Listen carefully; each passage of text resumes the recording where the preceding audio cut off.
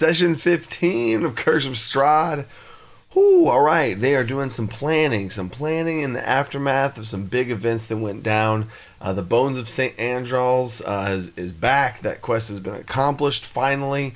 And now they get to kind of relish in the moment. They get to go do some things in the city with an overarching looming situation at the end of the day. So here's how these things work. I give my breakdown of what I thought was going to happen and then what ended up actually happening in the session.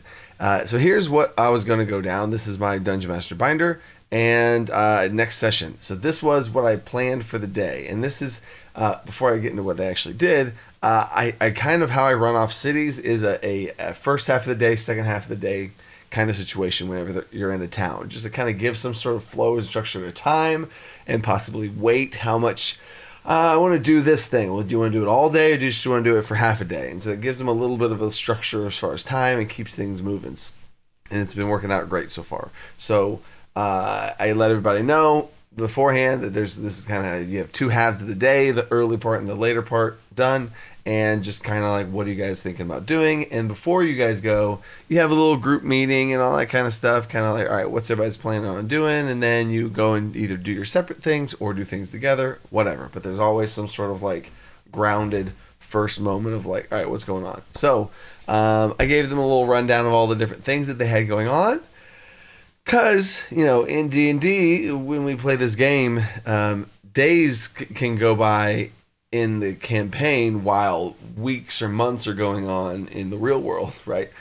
So gave them a little rundown of some of the things, what's going on, and then I had some of my own events that I wanted to have happen. So I started running it off. And as they're kind of going and doing their own things and saying what they want to say, I interject my little thoughts here. So I interjected one more plot hook, which is another layer here, but it's what would have happened. I know they have a lot going on. They've gotten a lot of things going on, but the one big pillar of Wallachia that hasn't happened is the Wachter story arc situation. So Ernst is going to come up and talk to them, give them a little like, hey, Fiona Wachter wants to talk to you guys.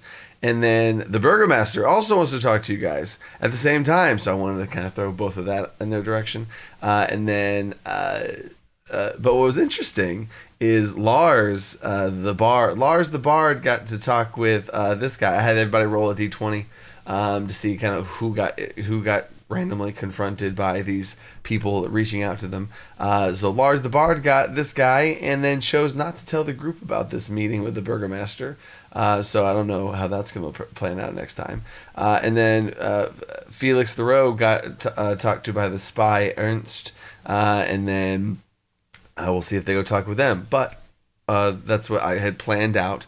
Also, I wanted to show that there was wanted posters of Octavio from the events in the previous and all of the different stuff. He's been found out, and they know that he's the one that has the tiger and all of the craziness. So he's wanted now. And I also wanted to do this with Octavio because Octavio has helped them. He's interacted with them. He's got all that going on. But then now I'm like, all right, the bones are back in the city. He's got some heat on him now. Okay, he's gonna get out of there, right? So he's trying to escape now.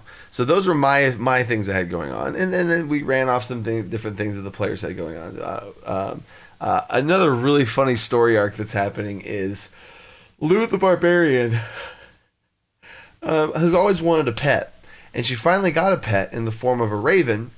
But turns out that raven isn't a raven. It's a were-raven who's actually a person that is shapeshifted into a raven. So, and so she has this pet and she's like taking care of him and stuff and all that. And so there's this weird dynamic where she doesn't know this is actually a person. It's hilarious. But then in a cool little RP moment of what she does in a day, she goes into this little like foresty section of Wallachia that's almost like an abandoned park type situation.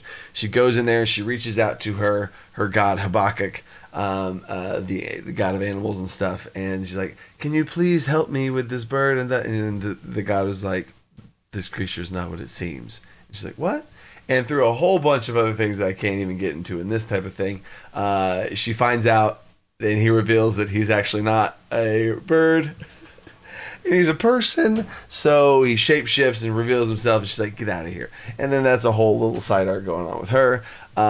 Basically, Felix the Rogue is doing all his espionage with his different little spy network that he's trying to establish in the city. And then the rest, the cleric and the paladin are going to the blacksmith and finally getting some armor, and so that was a big check mark that they finally got knocked off. So they finally had the chance in the city to do some stuff they wanted to do instead of putting out all these fires and all that kind of stuff. That was one big lesson I learned the first time I ran campaign, was not to constantly have them going from one thing to one thing to one thing to one thing to one thing, right? Give them some time. So they had a great day in the city of just getting some stuff done, accomplishing some stuff. Rictavio even met up with them, asked them to help escape from the city. They avoided the meetings for now, but they were able to kind of come together and talk about all this different types of stuff, right? Plan out some things, and then on their way back to kind of at the end of the day, just outside, and this is where we scroll down to here, at the day one night, right, is there's a squirming body impaled on a stake outside the church. Gruesome situation of basically Strahd killed somebody, put them on a pike, and then put a sign that says this big display, and then I had him speak into all of their minds, which means he's there. I don't know if they've put that together, that he's there in the city doing this. But he forces them, and he says, come to my castle for dinner. This is not an invitation. You have 5 days until my least favorite of you dies.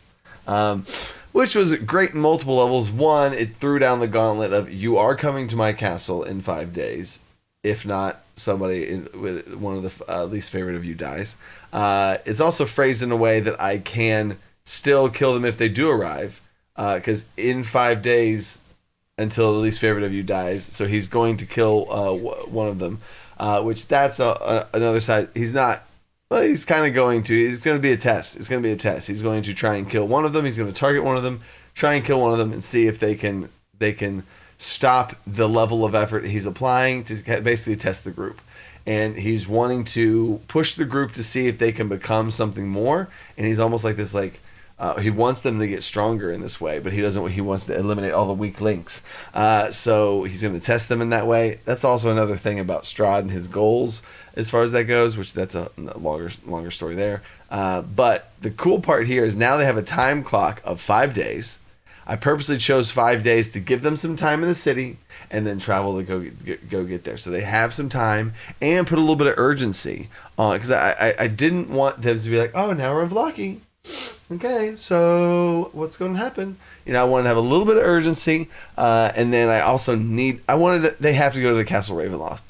There is so much cool stuff in there. They have to go to Castle Ravenloft. They have to. I can't wait to see what they do there and how that whole thing goes down. They have to. So there's the clock. The gauntlet's been thrown down, and then we'll see what happens there. So then they talked in the next day to figure out what they wanted to do, and now they have, all right, we have 3 days. They decided we have 3 days, and then we're going to go there. How much can we accomplish in 3 days? First thing they did is they went to that house, the Vasily's house. Vasily, who's the fake identity of Strahd von Zarovich. So they went to the house of Vasily and checked it out. They found some sort of brainwashed attendant person in this house, and a teleportation circle. And they're like, oh, wait a second. So then this teleportation circle is something I added to the game as far as having Vasily have a house. I felt like that was an important thing, in him having his own teleportation circle there, just like the one that would be in the coffin shop. There you go. And the teleportation circle there is what leads straight to his castle. So...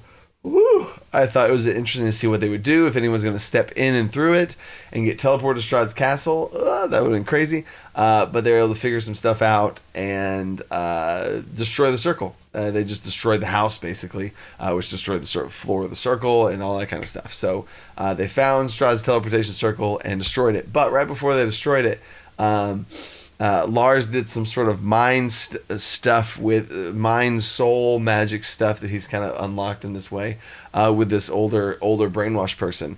And in that vision he had of that, he saw Strahd, which then alerted Strahd in some way to this is going on. And then Strahd possessed Lars in this way. He possessed his body, and then he always make a charisma save. He failed the charisma save, and then he just starts walking to the teleportation circle. So he starts walking to the teleportation circle, and the only person within distance was Pug the Paladin, and I had to make a contested athletics check, and it was literally, the stakes were, if you fail this athletics check, he's walking into the teleportation circle. So Lars rolled athletics, a possessed athletics check. Paladin rolled their athletics check. Of course, beats Lars with a terrible athletics score. Grabs him, pulls him back, does not let him go through the teleportation circle, and they destroyed everything else. And that's where they left the session off at. So now, in the aftermath, I am going to go through here and basically prepare the city for whatever they could possibly do as far as different things that they have yet to do that might happen in the city. Kind of like I said, I have my little pocket of events that are going to happen. They're going to do whatever. I have the whole city prepared, but then I have these little checkpoints to make sure to keep things spicy, keep things interesting. They're probably going to have the Burgermaster meeting, which is like going to have a lot of key information there. If they don't have the Burgermaster meeting, I'm going to force the Burgermaster meeting. So there's that. And then we'll see where it goes from there, and then see what they can accomplish in these 3 days before they are summoned, or they go to the Castle Ravenloft, which is so exciting. So there's the big picture there. Stay tuned for the next episode. Thanks for staying with me in these little things. It's really cool to see the comments on what you guys are thinking and feeling and all this type of stuff. And share this with you guys. So stay creative. Thanks, Inside the Box.